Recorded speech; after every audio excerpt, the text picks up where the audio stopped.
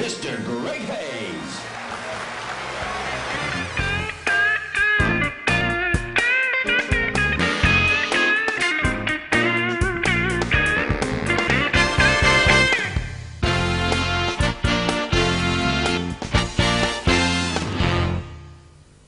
Well, since the election, Mr Keating hasn't been all that accessible to the media. So on 2UE this week, Alan tried the next best thing, the brilliant impersonator, Greg Hayes. And while it might sound very much like Paul Keating, remember, it's not quite. I was looking forward to going to New Zealand. I still am. And I think that, I think I might take Trevor Chappell with me. The way the reaction we've got from New Zealand. And, I just think the whole thing's been blown out of proportion. Trevor Chappell, when you're dealing with things like pay TV and welfare payments, where does he fit into it? Well, the underarm incident, they're still pretty frightened of him, I believe, Alan. You just seem... You see, it's the same old Keating. I mean, before the election, you wouldn't answer questions. Now you've got this mandate, you still won't answer. Alan, education reform, law reform, housing reform, all these things that we've introduced, and for John Hewson, chloroform. I mean, chloroform. Well, I just think the whole He's thing... been married 3 times. He pays a quadrilla in maintenance now. His second wife, unfaithful, he jumped into a cab one night in Sydney, said, "Take me where the action is." The cabbie took him to his place. I said, "There you go, Paddy." "No good here, Greg," he said, "don't." He said, "It's terrible here now." I said, "What's happened?" He said, "They closed down the wheat silo." You know what that means? No work. I said, "Bugger. What are you going to do, mate? You've worked there since you left school." He said, "I've got to move." I said, "Oh, that's tragic. The bloke's in his 50s, you know." I said, "Where to? Where are you going to go?" "Up north." He said, "I don't know. I got an idea." I said, "What's that?" He said, "I'm moving to Jeopardy." "Never heard of Jeopardy." "Where'd you hear about this?" He said, "It was in the Sunday paper last week. There's thousands of jobs in Jeopardy." Of John Tapp in an Indian restaurant. It went something like this. Gaze towards the menu, like the look of the line-up too. We've got cheeky chili, Bombay duck, Pompadour, Vindaloo, and they're almost set to go. Like the little waitress over there, the one with the first and second leg, and the one up the back with the big daily double up front looks good too.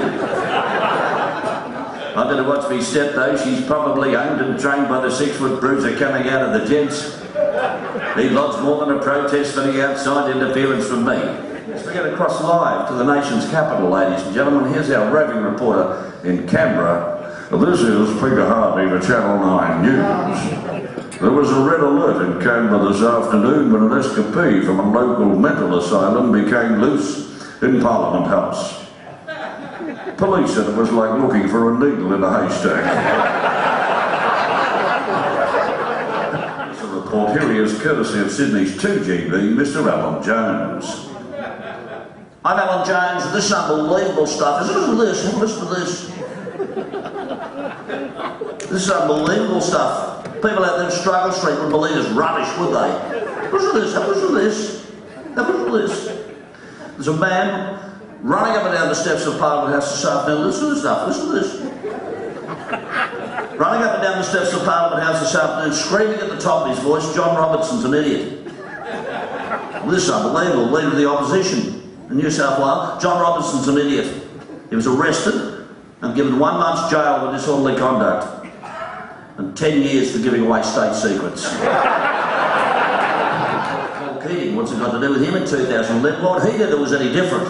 Paul Keating's reply was as follows.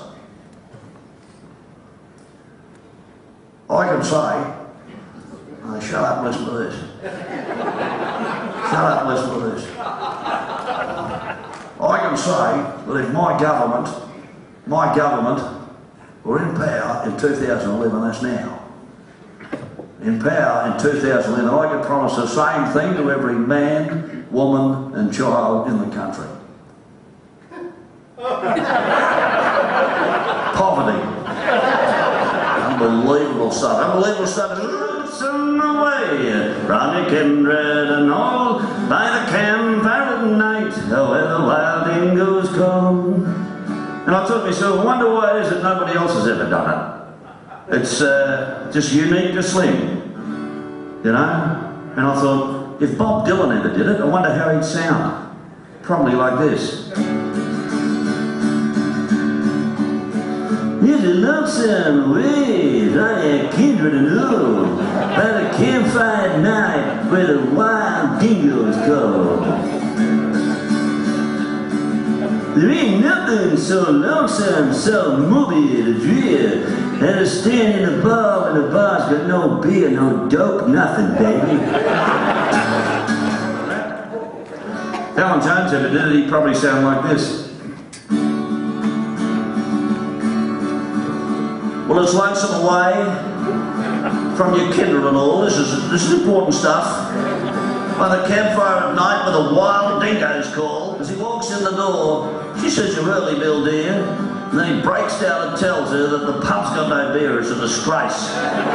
Rural Australia, farmers out there, working hard. Listen to this, working hard, and the hotel's got no beer. Do something about it. Get Barry O'Farrell on the line, say, look after these people out here, it's a disgrace. The people that volunteered to help put tonight together. So I will introduce you to the stage right now, Commodore Mr. Gavin Cook.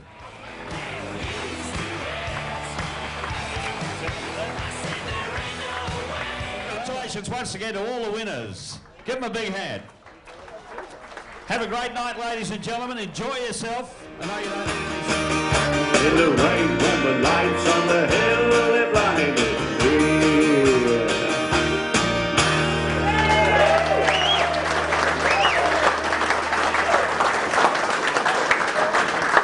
Thank you very much, ladies and gentlemen. You have been a fun crowd and a lovely warm audience. And if you like my part of the show, my name's Greg Hayes. If you didn't, my name's Wayne Swan.